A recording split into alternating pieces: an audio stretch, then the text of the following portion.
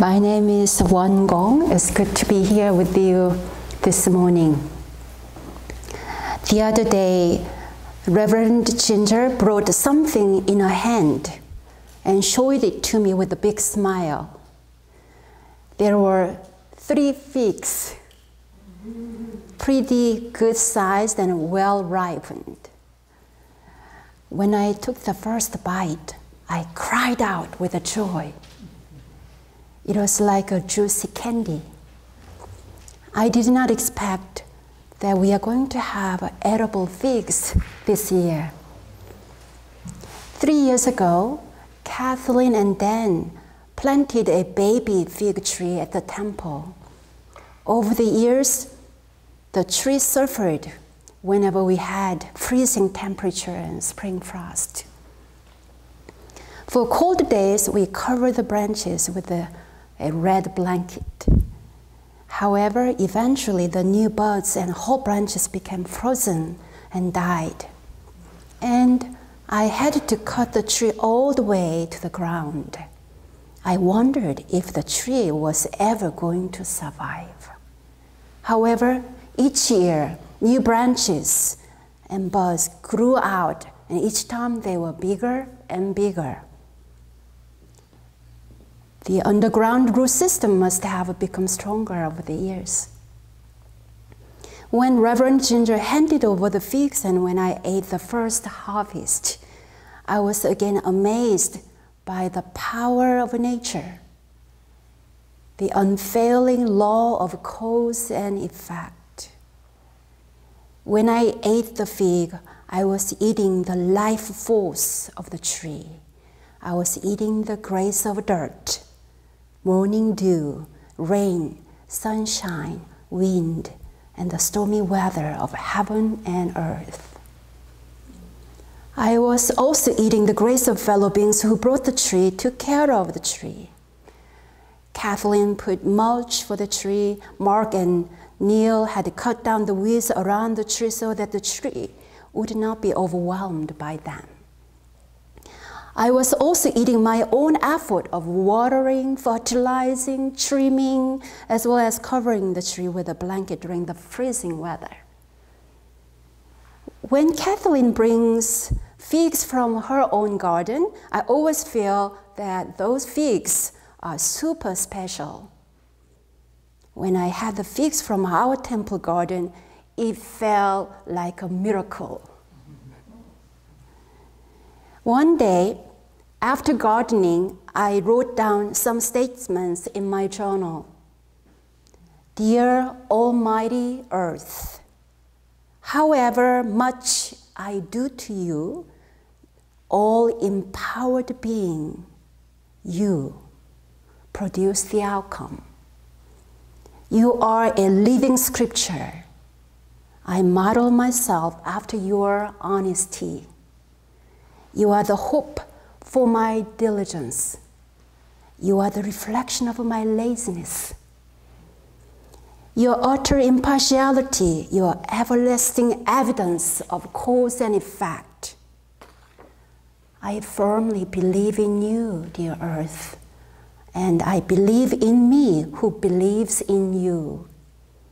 Every day, I eat the earth, and I breathe heaven's chi energy. My body becomes one with heaven and earth. Do you like it? What does it mean to you when we speak about cause and effect? The law of cause and effect is common sense in science. Wikipedia says one process connects with another process or state, where the first is partly responsible for the second, and the second is partly dependent on the first. In Hinduism, Buddhism, and other traditions, the principle of cause and effect has been the foundational philosophy as a guidance for cultivating ethical and moral life. This aspect of spirituality for the last 1,000 years has been debated. how does karmic law of cause and effect operate in our lives? How much truth is in this law? Are we just applying this principle that we cannot explain? Buddhist understanding of cause and effect means relationship, interbeing, and interconnectedness. While the scientific approach is in an attempt to prove the causal relationship of all phenomena. In Buddhism, the overriding principle of cause and effect is an article of faith and is not being limited by time and space. This relationship of cause and effect is also called the relationship of dependent origination, which means that nothing exists of its own creation. Everything is interconnected. Everything affects everything else. Are you familiar with the butterfly effect? The butterfly effect is the concept that small causes can have a large effects. Edward Lorenz, an American mathematician and meteorologist, discovered that the flutter of a single butterfly can have a dramatic outcome, causing a tornado on the other side of the world. Over time, more people have become familiar and have accepted Lorenz's theory. Through it, we can see how law of cause and effect can ripple into a complex web of interrelationship everywhere, whether we can prove it or not. As a matter of fact, now in South Korea, all Won Buddhist Kyomunims and members are wearing butterfly pins, joining the peace march for demilitarization and de-escalation of the conflict in the Korean Peninsula. They believe that this local movement, like the butterfly effect, can create a large national and international response for world peace. In order to understand the law of cause and effect, we can study every scientific case revealed in this world, but this is still the tiny tip of the iceberg. How then can we understand the all-encompassing law of cause and effect that can permeate the realm of our mind, body, world, and the universe? My practice for understanding the principle of cause and effect includes two approaches. First, my personal and direct experience, like the clear insight when I taste the fig. We call this experience of awakening. And second, my trust and belief in more enlightened ones, borrowing their wisdom and understanding of how the world works.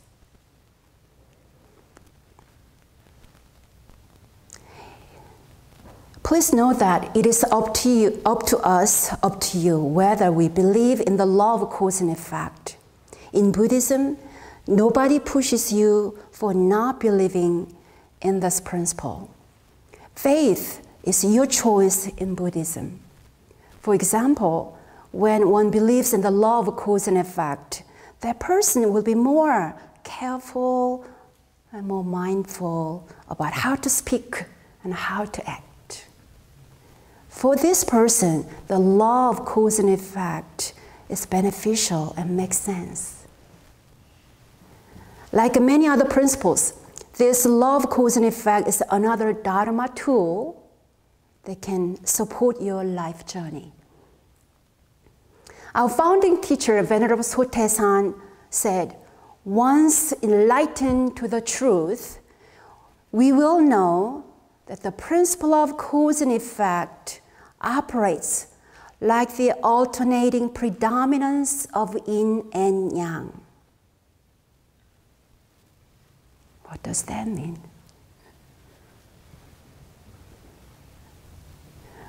What is yin and yang?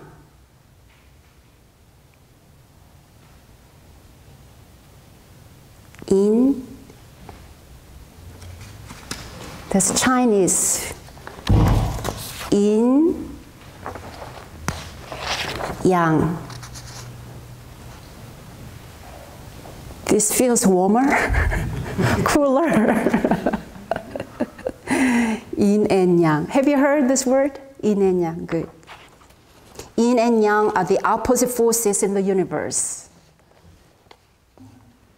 Before this yin and yang, there is Taeguk, the great absolute. Taeguk.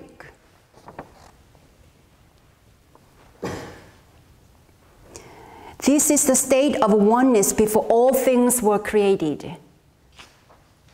This is a state of ultimate non-duality, Il-One, one circle, before it divides into duality of yin and yang. This is like Adam and Eve before they ate the apple of knowledge of good and evil.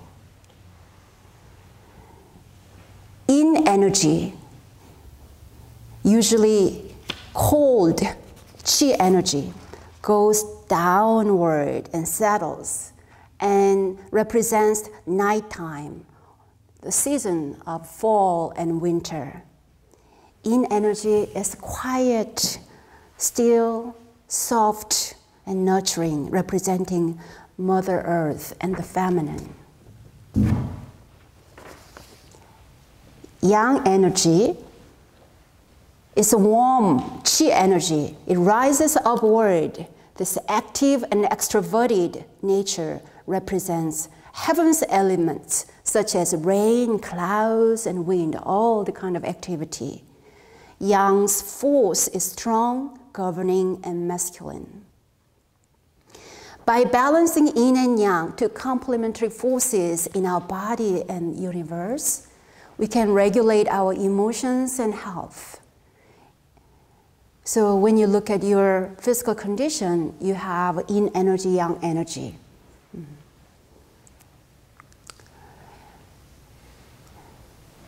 Yin represents soft, passive, and cool energy.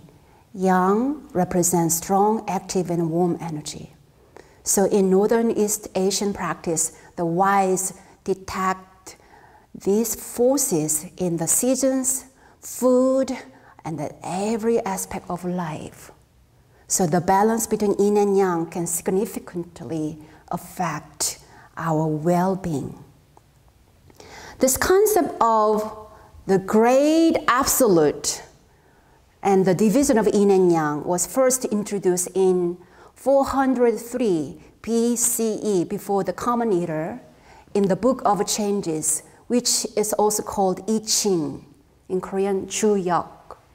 This book is the most significant text in Confucianism and expounds a philosophical system how to keep human behavior in accordance with the alternating cycle of nature.